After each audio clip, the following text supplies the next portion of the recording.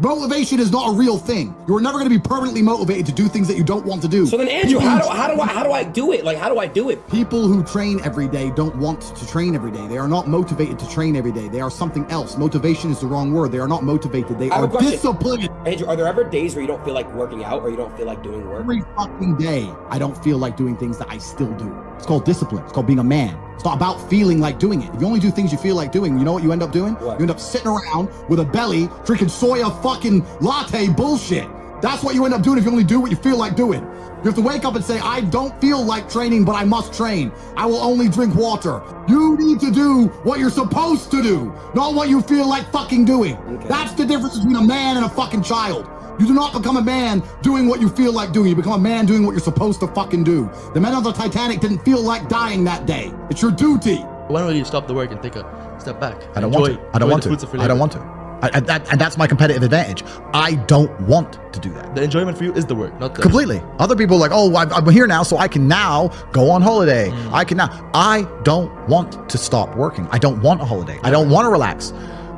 Is this relaxing? I'm gonna try and relax for the first time in my life. We'll do this here live on the podcast. Ready? Yeah. Ready?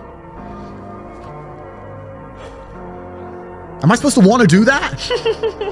what was that? What was it? Like, what is that? Is that it? Is that the dream? Doing nothing. Is that the goal? Like, and if I'm not on my phone, my brain is preoccupied and anxious about what's happening on my phone. So it's better to just be on it. Like, I don't want to relax. I don't want to stop. Ain't no rest for the weekend. No, I don't want to stop. That's why nobody will ever beat me, because all these other people, they want to take time out of their life. They're working to relax. They're working to relax, or they want to go on a date with that.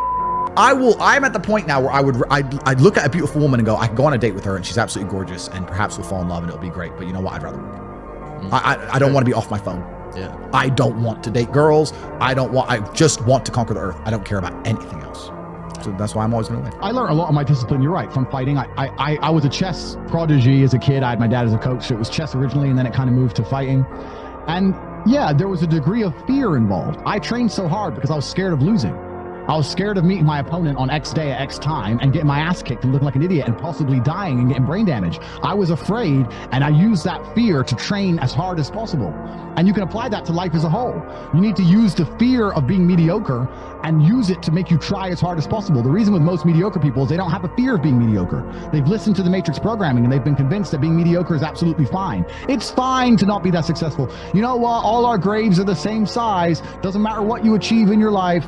Doop-de-doo, dumpty-dum. This is the slave mind. And I refuse to accept it. I do not accept that. I accept I'm an exceptional individual and I deserve an exceptional experience of the human consciousness. And that's what I'm going to fucking have. And it doesn't matter. If I have to do it myself, that's fine, because no one else is going to do it for me. So yeah, there has to be a healthy fear.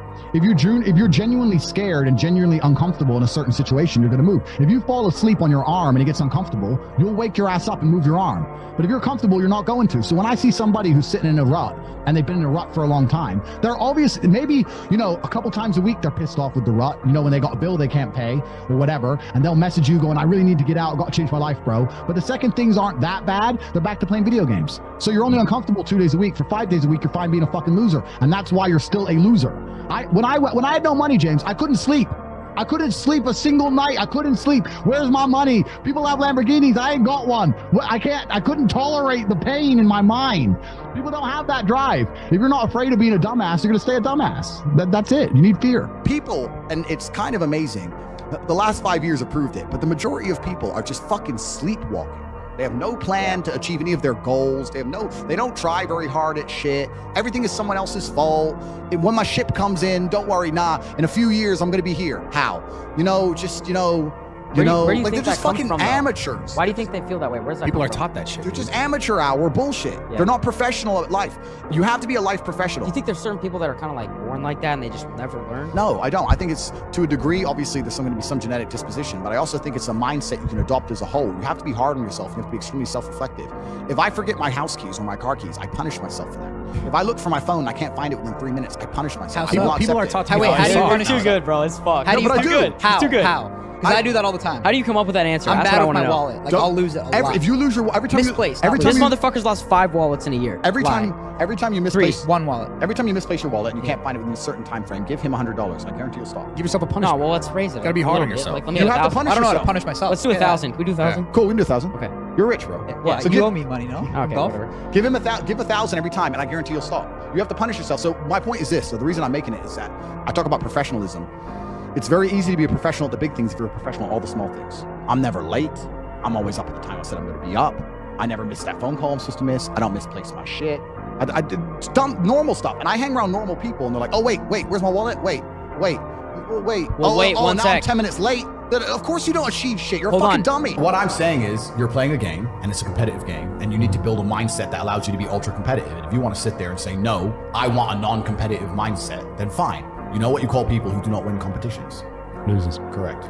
Dad used to said when I came second, it was like second is the first loser. You know? It's true, and it's just a bottom line of life, and it's kind of interesting because everyone pretends they give a fuck, but nobody does, especially women. And I don't get attacked for women, but women truly don't give a fuck. If you ask a woman the kind of man she wants, she will never say depressed or sad, ever. She wants a man who is ultra capable, ultra competent. I've literally had women say to me, you know what I love being around you? I'm like, well, I don't have to think. I'm like, what do you mean? Because I just turn up and like, we just walk in the hotel and everyone, staff do anything we want and the jet's just on the runway and we just land and I'm in this beautiful place and I don't even know where I am and I get to just turn my brain off and it's great. Like, they want someone who is fun and spontaneous and charismatic and successful. They don't have time for sad dudes. They don't care. So the world doesn't care. The world has never given a shit about sad men. So if you're gonna sit there and self-diagnose yourself as a sad man, you're gonna have a shit life and nobody's ever gonna give a fuck and you're gonna perpetually lose forever. And that's your decision. I am so scared of being that person. The idea of that terrifies me to the point where I don't even want to accept that as a reality that can possibly exist. I don't give a shit what happens to me in my life. I don't care how bad it is. I don't care if the worst, most heinous things I can possibly imagine happen to me. I know that my sadness, my depression will be temporary because I will never stay a loser. It is against my creed. It's not in my DNA.